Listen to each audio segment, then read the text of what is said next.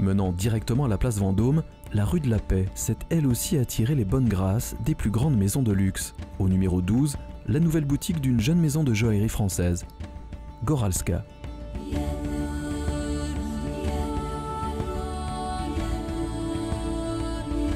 L'ADN est très africain chez Goralska et l'idée c'est de travailler des pierres et de les mettre en exergue sur des collections qui sont très liées aux éléments, à la nature et de là où sont extraites les pierres. Et vous voyez ici d'ailleurs une boutique qui représente un petit peu le symbole de la mine et vous avez ce ciel de lumière qui peut rappeler une mine à ciel ouvert.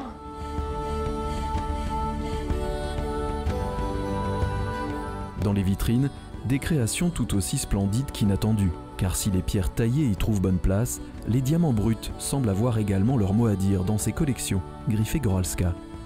Fille de diamantaire, mais mathématicienne de formation, la fondatrice et directrice artistique de la marque s'est aussi fendue de quelques excentricités géométriques dans la collection Coïncidence. Quant à son esprit, en perpétuelle ébullition, il aura sans mal imaginé une toute autre collection, inédite. La collection pensée représente le fait que c'est très difficile de s'arrêter de penser.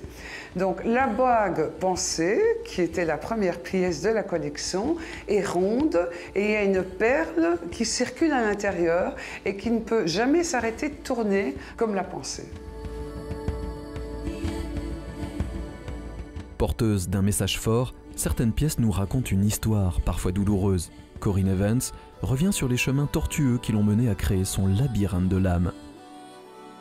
Vous avez des grillages qui représentent les camps de concentration.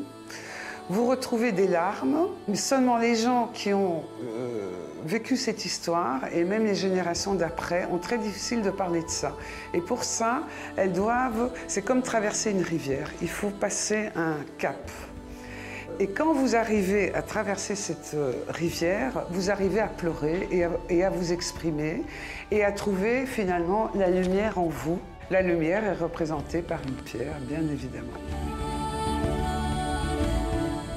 Un diamant pouvant aussi laisser place à un saphir bleu, couleur de la sérénité et de l'âme. La collection Olivier, déjà richement pourvue, a accueilli dernièrement quelques nouveautés. Quant à ce pendentif baptisé le Printemps des femmes, il est inspiré du printemps arabe en Égypte et représente une femme révoltée, en décolleté. Une pièce dédiée à la lauréate du prix Goralska, délivrée tous les 2 ans environ et récompensant une femme brave, courageuse, ayant apporté sa contribution à l'humanité. A noter que Goralska apporte elle aussi sa pierre à l'édifice. Comment ? En reversant l'intégralité de ses bénéfices à plusieurs associations telles que Positive Planet ou encore la Evans Foundation, qui œuvre pour la paix en Europe par le biais de l'information et de la formation des enfants dans les écoles. En choisissant un bijou de la jeune maison joaillière française, on fait donc coup double, un vrai plaisir lié à une belle action.